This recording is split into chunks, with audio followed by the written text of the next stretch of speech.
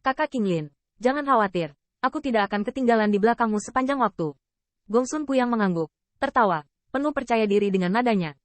Zhong Qinglin dan Feng Fanyi sangat mempesona, tetapi cucunya, Sun Yang, juga merupakan calon penerus keluarga Gongsun. Apakah mereka dalam bakat bawaan atau warisan keluarga? Mereka memiliki perbedaan yang sangat terbatas. Kali ini, mereka berpartisipasi dalam pertemuan Alchemy Dao Heaven's Chosen, yang membuatnya mengerti sepenuhnya. Anda tidak bisa berpuas diri dan menonjolkan diri karena Anda dikenal sebagai orang muda di keluarga Anda. Tunggu kamu menerobos ke Seon Pil Master. Aku pribadi mengucapkan selamat padamu. Zhong Qinglin juga terkekeh, berkata. Selama percakapan, mata Gongsun Yunyang melirik siluet yang dikelilingi oleh banyak ahli pemurnian pil. Di matanya, itu penuh dengan warna gelap. Liang, jangan terganggu oleh hal semacam ini lagi. Seorang anak tanpa latar belakang tidak layak menjadi lawan kita. Segera saya akan memberitahu semua orang tentang jarak antara dia dan kami. Melihat gerakan samar Gongsun Yunyang, mata Zhong Qinglin juga sedikit melirik, dan langsung berkata sambil mencibir. Sepanjang jalan dengan Alchemy Dao, selain bakat bawaan yang dibutuhkan, warisan keluarga di belakangnya juga merupakan faktor yang sangat penting. Lagi pula, berlatih Alchemy Dao hanyalah membakar uang. Menurut pendapat mereka, Master Pemurnian Pil resmi tamu dari Tanah Tandus, dan sama sekali tidak memiliki bandingan. Bahkan jika Qin Yichen memukau dunia dengan satu prestasi cemerlang di pertandingan tahap pertama, di mata Zhong Qinglin, ini hanya akan membuatnya semakin menyakitkan untuk jatuh. Seiring waktu, aula penonton di sekitar alun-alun hampir penuh sesak, dan pada saat ini, Qin Yichen tiba-tiba memalingkan matanya, hanya untuk melihat di lorong. Feng Yan dan Feng Fanyi berjalan berdampingan, di belakang mereka, dengan kerumunan Feng. Staf keluarga berjalan perlahan. Tampaknya merasakan mata Qin Yichen, Feng Yan dengan ramah menertawakannya, di sampingnya. Feng Fanyi hanya melihat yang terakhir. Tetapi di wajah cantik itu, tidak ada fluktuasi ekspresi yang berlebihan.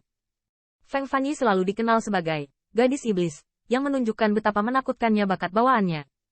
Meskipun pertandingan tahap pertama Qin Yichen sama dengannya, namun, bagi Feng Fanyi, ini tidak berarti apa-apa. Pencapaian spirit power itu penting, tapi ini juga terkait dengan kebetulan. Mungkin Qin Yichen hanya beruntung. Secara kebetulan, kekuatan roh mencapai terobosan ke transformasi roh. Tetapi dalam aspek lain, yang terakhir mungkin tidak dapat dibandingkan dengan dia sama sekali.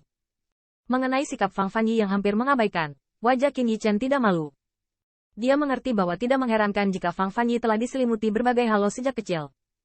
Namun, dia tidak seperti yang dipikirkan orang lain, hanya spirit power yang luar biasa. Dalam hal lain, Qin Yichen juga yakin bahwa dia tidak akan pernah kalah dari Alchemy Dao Heaven's Chosen lainnya. Dengan munculnya Feng Yan dan Feng Fanyi, alun-alun berisik asli di sekitar tiba-tiba mendidih lagi, dan suara dari suara itu berubah menjadi gelombang yang bergulung dan mengalir ke langit. Dong! Pada suatu saat, bel yang tajam mengerang dan bergema di langit lama. Dengan suara Zhong Yin, suara yang membumbung secara bertahap melemah. Pada akhirnya, selain suara antisipasi yang terengah-engah, alun-alun besar itu menjadi sangat sunyi.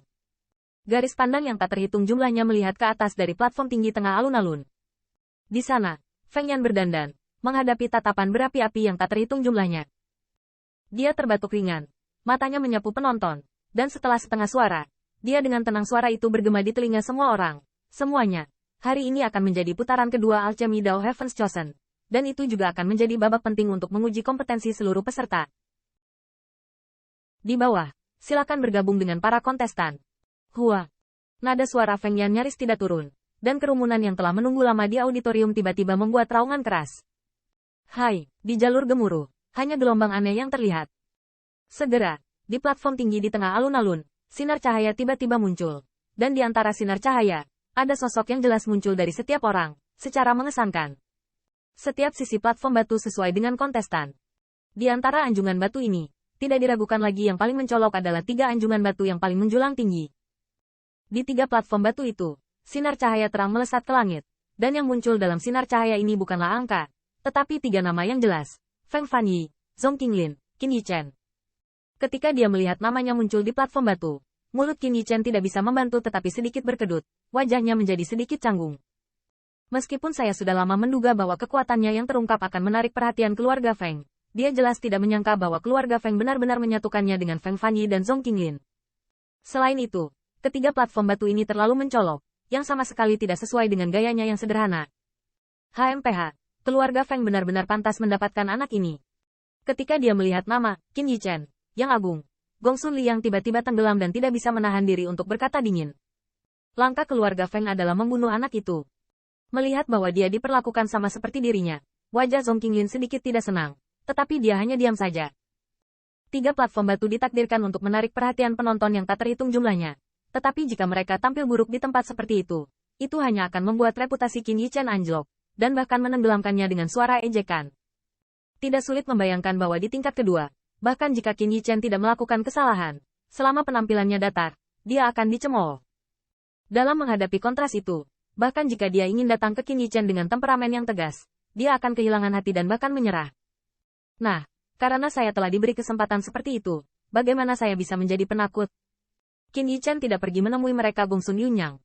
Dia berbisik di dalam hatinya, dan setelah menarik napas dalam-dalam, menghadapi mata berapi-api yang tak terhitung jumlahnya, dia perlahan melangkah ke salah satu dari 3 platform batu paling sentral.